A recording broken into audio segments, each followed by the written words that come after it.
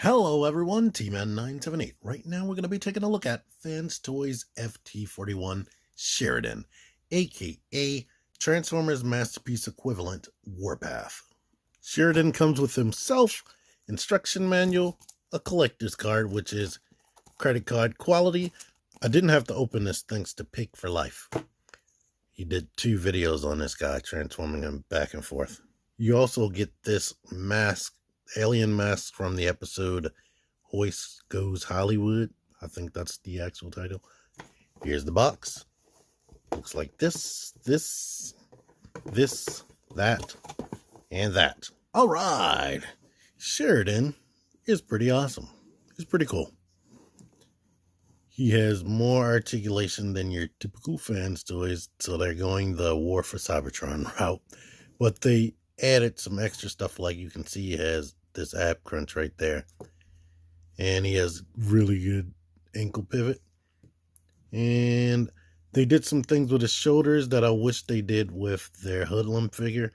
They're oddly shaped, but they made sure they put a secondary hinge in there so he can go all the way out. Even though when you do that, it looks weird and you have to push it back. So they were thinking ahead, or they didn't. This wasn't an old design like Hoodlum was, which is unfortunate. Anywho, it's pretty good. After the first transformation, I have some things to complain about, which I didn't initially. Well, yeah, let me just get into him. See what he looks like. He's really cartoon accurate. The joints, a lot of them are crazy tight. But things that bug me in images, like the way this looks, in person it doesn't bother me as much. In the cartoon it was more flat up against his forearm, but of course they couldn't replicate that here. Or they probably could have, but that would have been more development time. But then they have this down here. If you look at this G1 figure, and this is the Walmart reissue of Warpath, they took a lot of design cues from this. But look at that. His feet are almost as high as this foot right there, which is nuts. But the way the arms work on this thing, where when you bring them forward, they're like that. There's a hinge that sort of does the same thing for this guy. But if you swing the hinge up, you can keep the shoulders where they need to be. So I really like that. But yeah, looks a lot like this. This is a little bit more red than he is. But now that you've seen him and seen most of the details, let's get into the articulation. The head is on a ball joint, so it can tilt and whatnot and rotate. You can go up a little bit, come down. The shoulders, I was kind of showing that off. You can hinge. They can come forward or go back like that. They can come forward, but you mostly have to swing that hinge down to make his arm go all the way up like that. Then it could come out like this, and you have more range when you bring it out like this. It has bicep rotation. The elbow bends slightly more than 90 degrees, and these wrists are tight and scary. The hand opens up. This turret can go down and up a little bit, and you can extend that. I'll come back to this a little bit later. The waist is almost so tight, I was scared I was going to break it. And the ab crunch can come all the way down, so he can shoot something right on the ground. And look how that's sculpted. That's awesome. Now, one of the things that bugged me after the first transformation that I didn't have initially, now the backpack doesn't want to stay tabbed all the time. And right there when I'm explaining it, it took some effort to come out. But typically mostly when I try to bend the ab crunch is when it comes loose. So basically what you have to keep in mind, if yours is like this after you transform it, just hold it there and do this, so you don't have to worry about it. He has these flaps right there, so the legs can go out to there. No ratchets. Let me put this shoulder back. But the joints are so crazy tight, it's gonna stay. Then go back, kick forward, thigh rotation, knee bends. If this right knee, I hear this is a common thing. I grabbed here and bent, and it kind of gets like stuck right there. But it can bend, but I guess after you work with it enough, and if you get stiff joints, try to bend directly at the joint. Don't grab down here. If the knee is stuck, grab at the knee to bend, and now it's kind of getting there. The knees are capable of swiveling due to transformation, but don't do that because you'll break your toy. I showed the ankle pivot, but the foot can come down and go up a little bit, and you can extend this to make the foot go back further if you can find a pose with that. Well, let me fully show the extent of the articulation in the ankle. Yeah, there we go. I didn't realize it could do that far, but there we go. So he is good. He doesn't come with any accessories besides this mask. Here are the details on this. Hollow back there. But you can just slide this right over the face, and it goes on. And he has all the same access to the articulation. You can't look down as much, but there you are. And yes, your prayers have been answered. Here's this shot right here. You are freaking welcome. Click like right now. All right, here's a still image of what the mask looked like in the cartoon. And I have to say that the Takara official one looks the most accurate. I don't know if the other people tried to be like going off of their memory, but this one for what is his fake name? Sheridan is very close. And the DX9 mask for their Richtofen Power Glide is similar, but is definitely way more different than these two right here. And the X-Transbots mask right here, this mask came with this guy right here, Pian or Pian, however you pronounce that. They have like a sucker looking mouth and with no teeth, so this one looks the most like they just went off of memory compared to DX9s and fans toys. While we're here, here's a size comparison, which is very accurate to what they showed in the cartoon, if for at least one scene, because it changed from scene to scene. And other scenes, Power Glide and Warpath were the same height, but both of them were pretty much the same height as Sunstreaker.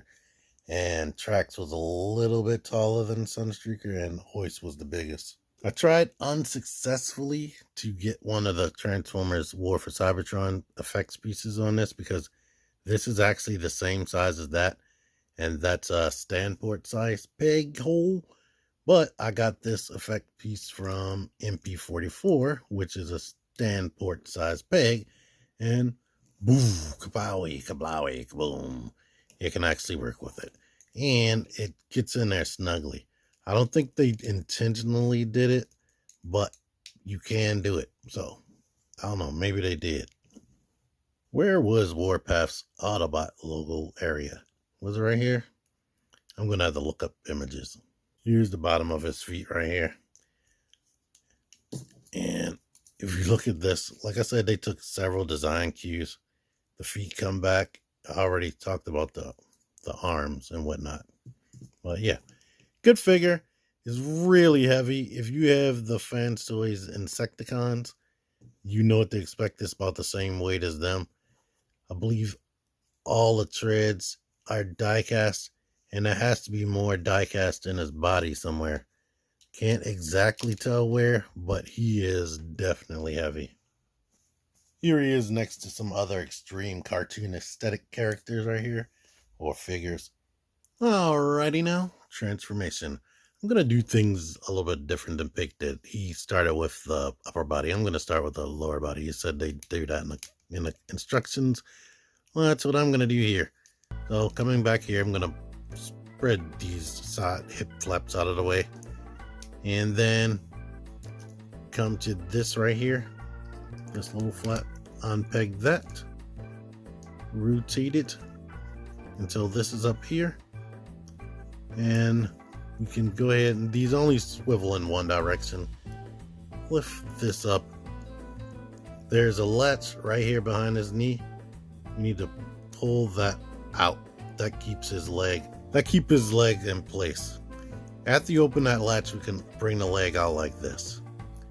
Now we can rotate the leg 180, where the shin will be facing you in the same way as his back.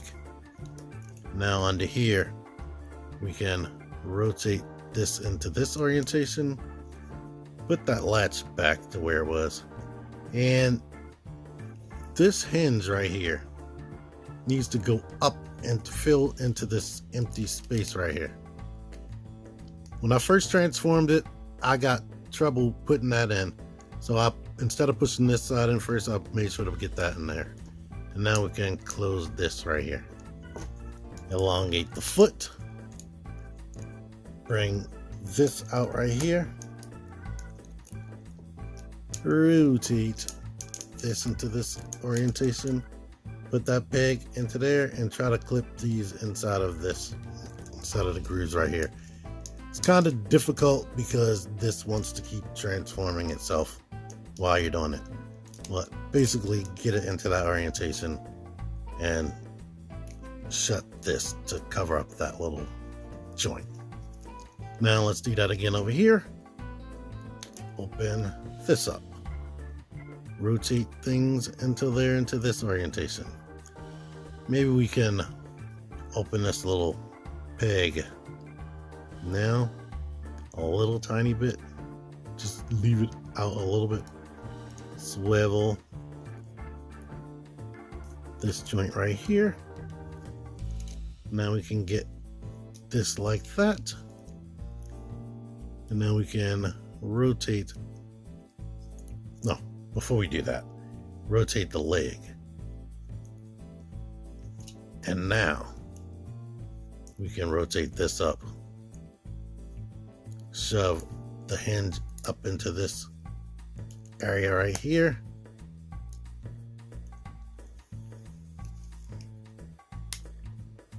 and then close this door on top of those pegs.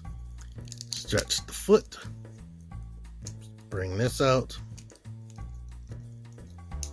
rotate this into this direction, peg everything into place, bring that into place, and shut this. Make sure to put this little hinge down right there that you unlock the leg with. And now we're done down here. Put the little side flaps like that. The arms. Open this up right here. Rotate the hand in. When I first opened this, the hands were turned like that. I don't know why, because you don't need to do that to transform it. Now I'm gonna bring up this right here again a little bit later. That was another issue. Once I transformed it, I could not get this to shut on top of that. But now we can collapse the arm as much as possible. Get that into that orientation. You're probably gonna have to move it by the time I get to the final steps, but oh yeah, I forgot to shut the door over here. But close that up. Gonna open the arm up like this, which gets that joint out. Open the shoulder like that, which gets the joint out. Rotate this hinge this way. Leave it like that for now. Now we can detach this right here. Open this up from behind his head. And now we can kind of get this side of his body up off of here. It pegs into there. And then swing it up. Get it from right there, swing it up. After you lift this up a little bit off the turret, because it was clicked into place, we can lift this up and bring this over top of his head and leave everything like that. Now, this neck hinge right here, we need to rotate that whole thing into this orientation. This turret is clicked into place. Lift that up and we can actually shut the head into there. Now this, we need to bring that out like that, lift it up, rotate all this, bring that down, and now we can rotate this direction to get these two things out of the way. And now this step, you got to make sure you do this before you do anything, before you try to get them into the tank mode. But what we can do here is swing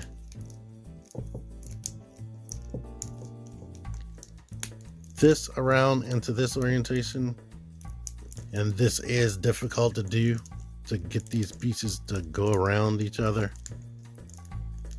I don't even know the best way to explain this, but basically get it into this orientation. And this is what I was talking about. Don't forget, while you have all this stuff out of the way, rotate this piece through here and kind of leave it like that. Now we can rotate that way and bring this to the front. Kind of just leave this hanging out around there. Bring this down, and then there's another little piece under here that we need to bring forward that I cannot get. I just cut my fingernails off because they look the mess. But get all that out. Leave that hanging around right there. Now we need to lift this up off of here and swing that here while bringing this up there. When you get here, we can now close the legs. There's a tab here that goes into the side of the leg, and there's a little tab there that goes into here. And of course, these go into that right there. So go ahead. Make sure it's kind of over his little waist section right here and bring it forward. Start tabbing things together. Line it up with the front. Leave this hanging out. Same thing over here. Bring it together. Line it up with the front. Come on. Line up with the front. Squeeze it together. And now we can go ahead and shut this, which totally locks it together up there. Back here, we need to lift that up out of the way. Go ahead and make sure this right here is pushed up. Now we can come back here, rotate the arms, and what we're going to have to do is collapse the shoulder joints back into there. And this thing right, this little tab right there, it can fit inside of the cavity on either side, depending on which one you're doing, of course.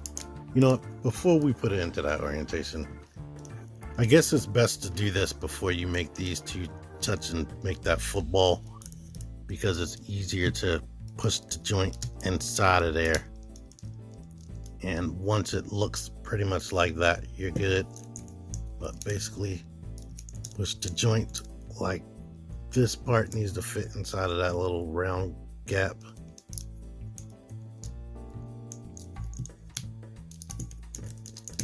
Get that into there. And like I said, it doesn't, those little tabs don't click onto anything, but they do go into that space. But now we have this like this, and we need to make sure this hinge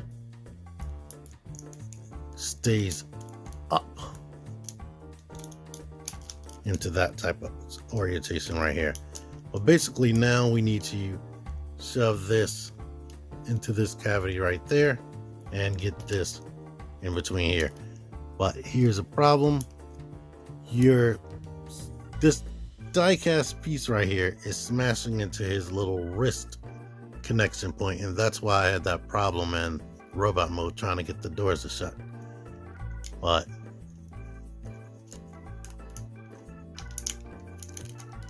line this up, shove that into there on both sides, and now there are 6 ports up there and 6 pegs down here. Getting this to line up is kind of difficult, but do it to the best of your abilities, and then you can go ahead and open these up, make it fill that area, open this up, make it fill that area, and then there is one more panel to fill the gap right here. In fact, I don't know if that should have came out first, but I'm going to fill the gap like that and bring the turret down and basically clean it up, and he's done. Besides the fact that you need to extend the turret a little bit, but this is what he looks like on the bottom. It has no wheels, but on a surface like this, you should be good to go because it's not scraping on anything. Plus, it's unpainted die cast anyway, so you ain't hurting nothing. And this is what it looks like. The turret can turn to about there, and if you lift it up, it can turn completely around, and it can go up and it can go down, and the little hatch right here can open, but there is no hole or anything in there because that's the back of his friggin' head, so you can't put little people in there. If you want Spike riding along, this is the best you're gonna get right there. I'm not gonna say he's not proportionate to this. Yeah, I'm gonna say he's not, because he ain't fitting inside of that hatch. And there is a secondary hatch, I guess, right there too. I also took one of these little Gundam dudes that I found in Barnes & Noble, and I set him right here. He fits almost perfect right there with his feet in between that little section right there. Of course, just like the Titan Masters, if you watch my reviews enough, he's all exposed, and of course he can get shot. But as you can see, he can fit inside a Prime's trailer, no problem. All right, here he is next to my people that seem to be permanently vehicles. This is my X-Transbots PN, or however you pronounce that. And here is my MP-45 or 46, no 40, whatever he is, the latest Hound. They're almost the same length right there. So he's roughly the size of an Autobot car, but he's a brick and weighs way more than this. So at the end of the day, which is rare for a Fans Toys figure, the transformation is not really all that difficult. There are a lot of steps, but it's not all that difficult. The joints are a little bit too tight. I mentioned that, like even turning this is tight. I mean, I guess that's a good thing, because Fans Toys, once you transform them a few times, they are not quite tight, typically.